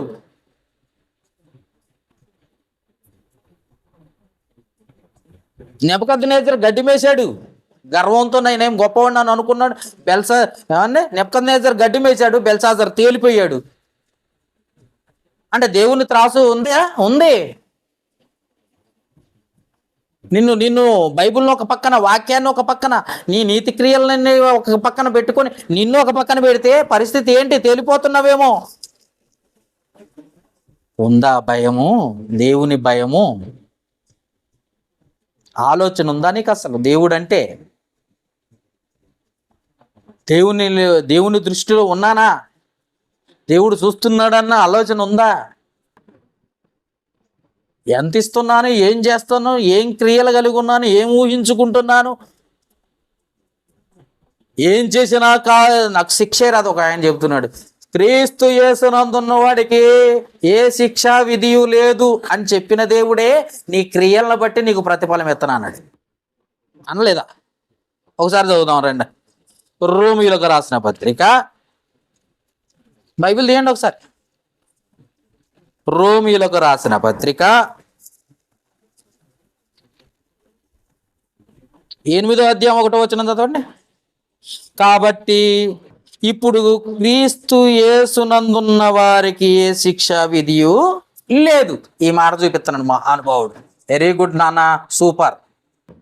మరి ఇది రాసిన దేవుడే 2వ అధ్యాయం 6వ వచనంలో ఏం రాశాడో చదవండి ఒకసారి. రోమీయులకు రాసిన పత్రిక 2వ అధ్యాయం 6వ వచనంలో ఏం రాశాడో చూడండి. ఇది రాసిన దేవుడే ఏం చెప్తున్నాడు? ఆయన ప్రతి వానికి వాని క్రియల చొప్పున ప్రతిఫలం ఇచ్చును అన్నాడు. ఇది వదిలిపెట్టావు, అది చదువుతున్నావు. నువ్వు అక్కడే ఆగిపోయావు నానా. చాలా మంది సేవకులకు అర్థం కావట్లే. యేసుప్రభుని నమ్ముకుంటే ఏ శిక్ష విధి లేదన్నాడు, కాబట్టి యేసుప్రభుని నమ్ముకోండి, అసలు మనకు శిక్షలే లేవు అన్నాడు. మంచిగా ప్లాన్ చేసుకున్నారు చాలా మంది. ఎందుకంటే వాక్యం రాసుంది కదా. 8వ అధ్యాయం 1వ వచనం, ఇప్పుడు క్రీస్తు యేసునందున్న వారికి ఏ శిక్షా విధి లేదు. నిజంగా నువ్వు యథార్థంగా బ్రతికితే ఏ శిక్షా విధి ఉండదు. నువ్వు నీతి న్యాయాలు జరిగిస్తే ఏ శిక్షా విధి ఉండదు. నువ్వు దేవునికి సమీపస్తులుగా జీవిస్తే ఏ శిక్షా విధి ఉండదు. నువ్వు కరెక్ట్ టయానికి సరైన రీతిలో దేవునికి కనపడే రీతిగా ఫలిస్తూ ఉంటే ఏ శిక్షా విధి ఉండదు. కానీ నీ ఇష్టం వచ్చినట్టుగా భూమి మీద నీకు, నీ పిల్లలకు నచ్చినట్టు, నీ కుటుంబానికి నచ్చినట్టు నువ్వు బ్రతుకుతూ, నాకు అసలు నేను బాప్తిసం తీసుకున్నా, నాకే శిక్షా విధి లేదు అన్నావు అనుకో, ఇక్కడ ఏమన్నాడు? వాని క్రియల చొప్పున ఏమన్నాడు చూడండి ఒకసారి. ఆయన ప్రతివానికి, అంటే క్రైస్తవుడికి కూడా ఉందనా? ఉంది, ఆ వాటా తప్పదు. ప్రతివానికి వాని క్రియల చొప్పున ప్రతిఫలం ఇస్తానంటున్నాడు ఇక్కడ. ఇంకొకడు ఏమన్నాడు? ఇంకొకటి చూపిస్తున్నాడు చూడండి. ఆ మాట ఏమంటున్నాడు? కొరింథీయులకు రాసిన 2వ పత్రిక 5వ అధ్యాయం 17వ వచనం చూడండి ఒకసారి. కొరింథీయులకు రాసిన ఆ 2వ పత్రిక, కొరింథీ పట్టణంలో ఉన్న క్రీస్తు సంఘానికి ఈ పత్రిక 2వ పత్రిక రాస్తూ పౌలు గారు ఏమన్నారో చూడండి ఒకసారి. 5వ అధ్యాయం 17వ వచనం, కాగా ఎవడైనను క్రీస్తునందున్న ఎడల వాడు నూతన సృష్టి, పాతవి గతించును, ఇదిగో క్రొత్తవాయను. ఇక పాత జీవితం పోయింది, ఇక క్రీస్తులో నా జీవితం, ఏం పర్వాలేదు, ఇప్పుడు ఎన్ని పాపాలు చేసుకున్నా పర్వాలేదు అని అంటున్నావేమో, జాగ్రత్త. ఇదిగో ప్రకటన గ్రంథంలో కూడా ఈ మాట రాసింది, చదువు, వాళ్ళకే ఈ మాట. 22వ అధ్యాయం ప్రకటన గ్రంథం 22వ అధ్యాయం తీసారా?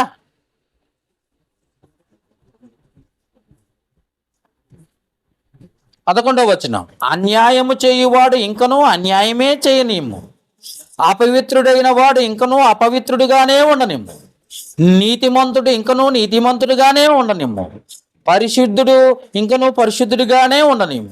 ఇదిగో నేను త్వరగా వచ్చుచున్నాను, వాని క్రియల చొప్పున ప్రతి వానికి ఇచ్చుటకు నేను సిద్ధపరిచిన జీతము నా యొద్ద ఉంది అన్నాడు. ఇక్కడ అక్కడేమన్నాడు?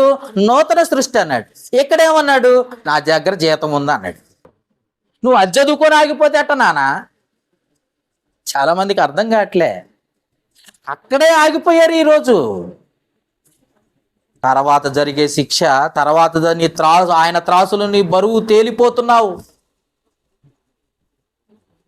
నువ్వు తేలిపోతున్నావేమో, తేలిపోయావేమో. బెల్షాజర్కి శిక్ష వచ్చిందా రాలేదా? హతుడైపోయాను, నా రాత్రి వేళే హతుడైపోయాడట. ఎప్పుడైతే రాయటం ప్రారంభించాడో, అది చదవటం ప్రారంభించాడో, దాని అర్థం చెప్పటం ప్రారంభించాడు, అప్పుడే హతం చేసేసాడు ఆ రాత్రి అంది. మనకు కూడా రోజుల దగ్గర పడ్డాయేమో, నాకు కూడా నీకు కూడా. ఎక్కడ దొరికిపోతున్నాం మేము?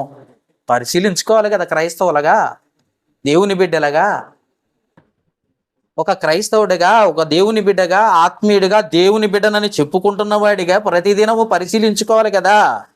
నేను ఎంతవరకు దేవునికి దగ్గరగా ఉన్నాను, ఎంతవరకు లోకంలో పడిపోతున్నాను, ఎంతవరకు దేవుని విషయంలో, పరిచర్య విషయంలో, దేవుని పని విషయంలో సహకరిస్తున్నాను, సహాయంగా ఉన్నాను,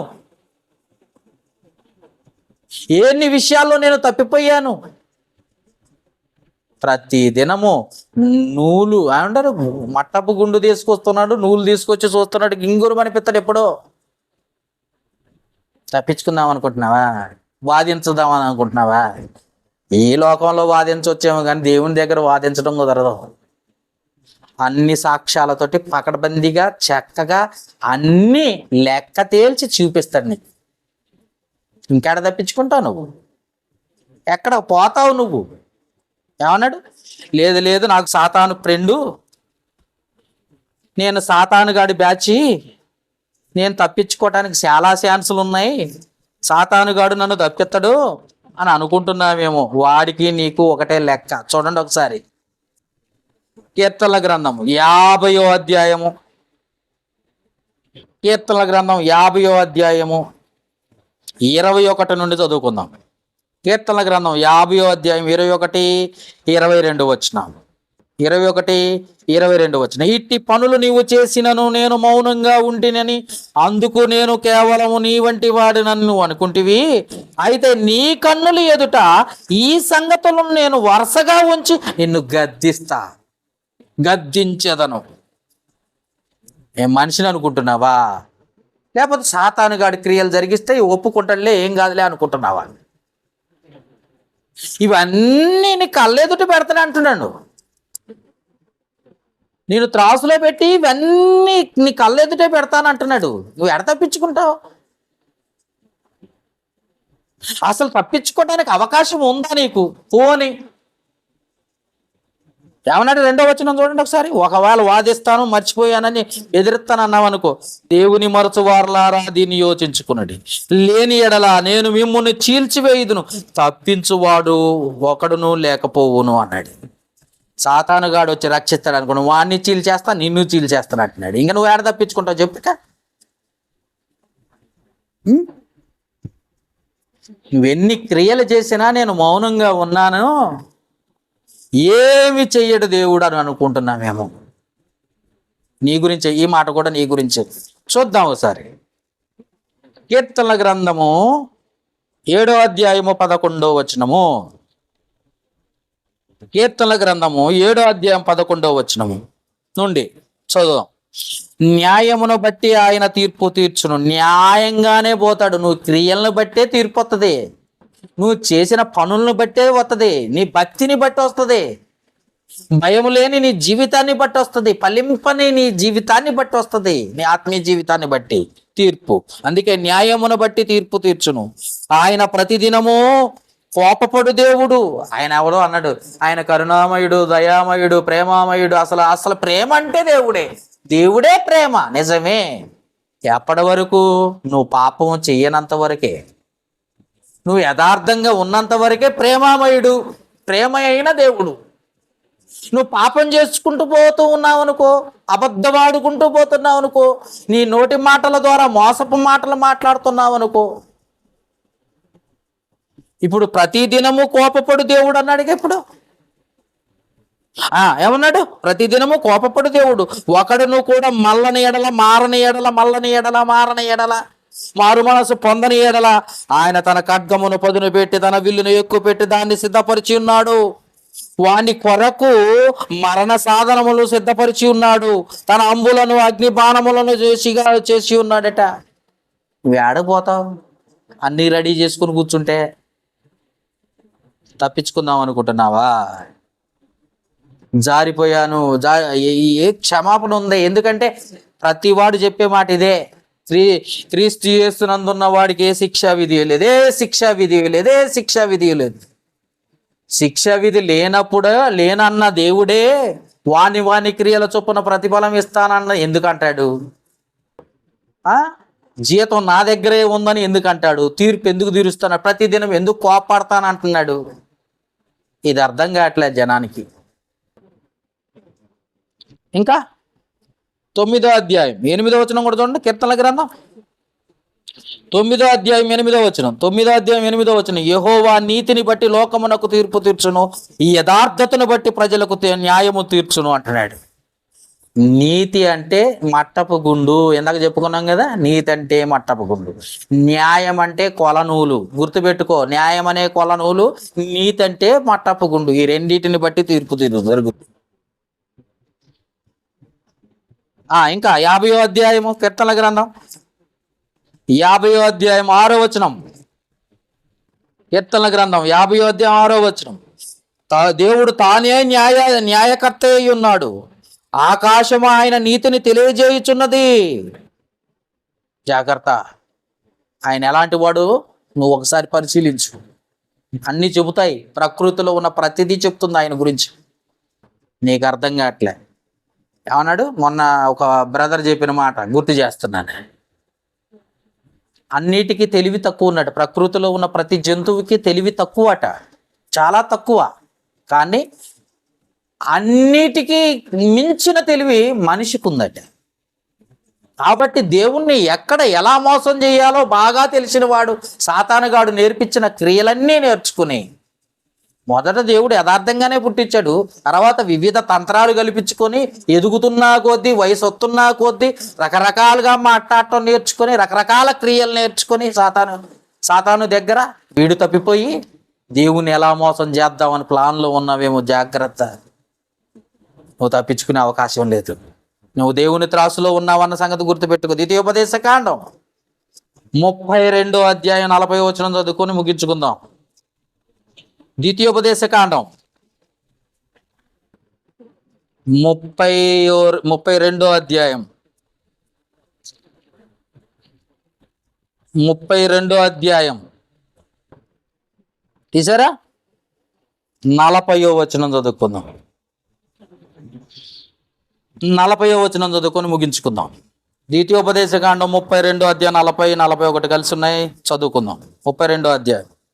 నేను తలతలలాడు నా ఖడ్గమును నూరి నా చేత న్యాయమును పట్టుకొని ఎడలా నా శత్రువులకు ప్రతీకారము కలగజేయుదును, నన్ను ద్వేషించు వారికి ప్రతిఫలం ఇచ్చేదను, రక్తము చేత నా బాణములను మత్తిల్ల చేసేదను. అబ్బో, ఇవన్నీ చాలా ఉన్నాయని చదివితే.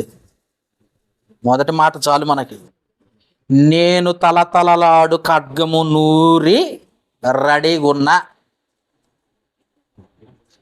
తలతలలాడేటట్టుగా నూరి రెడీగా ఉన్నాడట. ఏంటది? చాకు. పదును తక్కువైందంట. దేవుడి దగ్గర ఉన్న కత్తికి బాగా పదును తక్కువ ఉందంట. ఎందుకంటే నువ్వు చాలా ముదిరిపోయిన చెట్టువి. అంజూరపు చెట్టు బాగా ముదిరిపోయింది, ఫలించని అంజూరపు చెట్టువు నువ్వు. కాబట్టి బాగా ముదిరిపోయిన పెద్ద చెట్టు అయిపోయావు, మహావృక్షం అయిపోయావు. కాబట్టి తలతలలాడేటట్లుగా కత్తి నూరి నీ మీద కొత్తనాడు దేవుడు. ఎందుకని? నీ త్రాసు గురించి, ఆ త్రాసు గురించి నీకు అర్థం కాలే. నీ బరువేంటో నువ్వు పరీక్షించుకోవట్లేదు. ప్రతిదినము నీ దగ్గరకు వచ్చి పరిశీలిస్తున్నాడు ఆయన. ప్రతిదినము నీ దగ్గరకు వచ్చి పరిశీలిస్తున్నా నీకు భయం కలగట్లే. అందుకే కత్తి నూరి రెడీగా పెట్టుకున్నాడు. కత్తి నూరుతున్నాడు. ఎప్పుడు వస్తాడో ఏంటో, ఎప్పుడు నువ్వు చిక్కి పడిపోతావో ఏంటో తెలియదు. కాబట్టి జ్ఞాపకం చేసు. నీ ఆత్మీయ జీవితంలో ఏది ఆటంకమో దాన్ని దూరం చేసుకో. చాలామంది యూట్యూబ్లో ఈ మధ్య షార్ట్ మెసేజ్లని, షార్ట్ రీల్స్ ఉన్నాయి. రకరకాలుగా చెప్పే దొంగ బోధకులు ఎక్కువైపోయారు. బైబుల్ చదువు ఫస్ట్. మనుషులు చెప్పే మాటలకు విలువ ఎక్కువ. అసలు ఆ వాక్యం అలా ఉందా లేదా అని పరిశీలించు. బెరయ సంఘస్థులు అదే చేశారు. పౌలు శీలలు గారు పెద్ద పెద్ద బోధకులు, వాళ్ళు మా ఊరు వచ్చారు, మంచి మంచి వాక్యాలు చెప్తున్నారు అని వాళ్ళని నమ్మి వదిలిపెట్టలేదు బెరయ సంఘస్థులు. అది అపోస్తల కార్యములు 17వ అధ్యాయము 2-3 వచనాల్లో వాళ్ళని వదిలిపెట్టలే. లేఖనాలు అలా ఉన్నవో లేదో ప్రతిదినము పరిశోధించుకుంటూ వచ్చారట వాళ్ళు.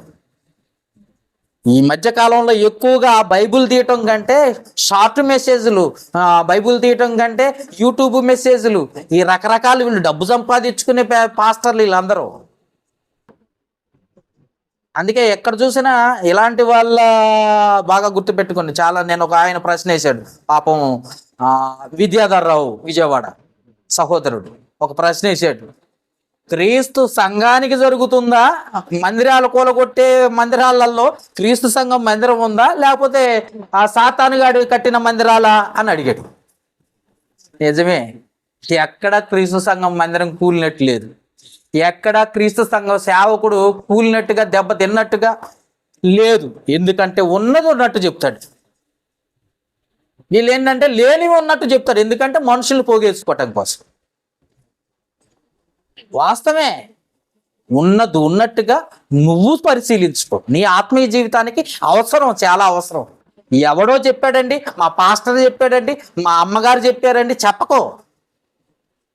ఎందుకంటే చాలా ఆత్మీయంగాను, చాలా బలపరిచినట్టుగాను, చాలాగా నిదానంగాను, అబ్బా చాలా అందంగా ఉందండి వాక్యం అనేటట్టుగా ఉంటుంది సాతానుగాడి బోధ. ఎందుకంటే సాతాను కూడా చక్కగా బైబిల్ చదువుకున్నాడు. అందుకే అంత నున్నగా, నునుపుగా, మృదువుగా మాట్లాడతారు వాళ్ళు.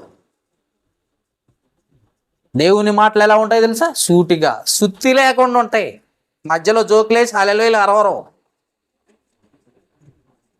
సూటిగా, సుత్తి లేకుండా ఖచ్చితంగా దేవుని మాటలు ఉంటాయి. నేను గద్దిస్తాయి, హెచ్చరిస్తాయి, సరి చేసుకోమంటాయి. వాళ్ళ మాటలు ఎట్లుంటాయి? నునుపుగా ఉంటాయి, మృదువుగా ఉంటాయి. అసలు దేవుని సన్నిధికి వెళ్తే చాలా ఆశీర్వాదాలే అన్నట్టు ఉంటాయి. నువ్వు త్రాసులోకి వెళ్ళిపోతావు, దేవుని చేతిలోకి వెళ్ళిపోతావు, చచ్చిపోతావు చివరికి. కాబట్టి జ్ఞాపకం చేసుకో. అందుకే నువ్వేంటో, నీ పరిస్థితి ఏంటో, నువ్వు దేవుని త్రాసులో నీ బరువు ఎంతో ముందు పరిశీలించుకొని ఆత్మీయంగా దేవుని సన్నిధిలో ఎదగటానికి ప్రయత్నం చేయి. అప్పుడు దేవుడు తప్పకుండా నిన్ను పరలోకానికి నడిపించడానికి ఆయన ప్రయత్నం చేస్తాడు. ఆత్మీయమైన ఆశీర్వాదాలు ఇవ్వటానికి ఆయన ముందుకు వస్తాడు. అంతేగాని నీ బరువు ఏంటో నీకు తెలియకపోతే నీ పరిస్థితి ఏంటో ఒక్కసారి అర్థం చేసుకొని మారటానికి, మారు మనసు పొందటానికి ప్రయత్నం చేయి. ప్రార్థన చేసుకో. ప్రేమ కలిగిన తండ్రి, కృప కలిగిన దేవ, మహోన్నతుడ, పరిశుద్ధుడ, పరమందాసీనుడు అయిన మా కన్న తండ్రి, ఈరోజు మాతో మీరు మాట్లాడిన దేవుని త్రాసులు నీ బరువు ఎంత అన్న మంచి అంశము ద్వారా అనేక విషయాలు మాతో మాట్లాడినందుకు కృతజ్ఞతాస్తుతం చెల్లిస్తున్నాం. అవును తండ్రి, మా ఆత్మీయ జీవితం ఎలా ఉందో ప్రతిదినము మీరు వచ్చి చూస్తున్న దేవుడు. మీ కంటికి మరుగైనది ఏది లేదు. ప్రతిదినము రాత్రి వేళ ప్రతిదినము మమ్మల్ని పరిశీలిస్తున్నాం. అయినా మేము ఎంతవరకు న్యాయంగాను, యథార్థంగాను, నమ్మకంగాను, ఆత్మీయంగాను ఫలించేవారిగా ఉన్నామో మేము పరిశీలించుకోలేని స్థితిలో ఉన్నాం. కనుక ఈరోజు విన్న మాటలు విని విడిచిపెట్టక వారి హృదయాల్లో పడి ఫలించినట్లుగా సహాయం చేయండి.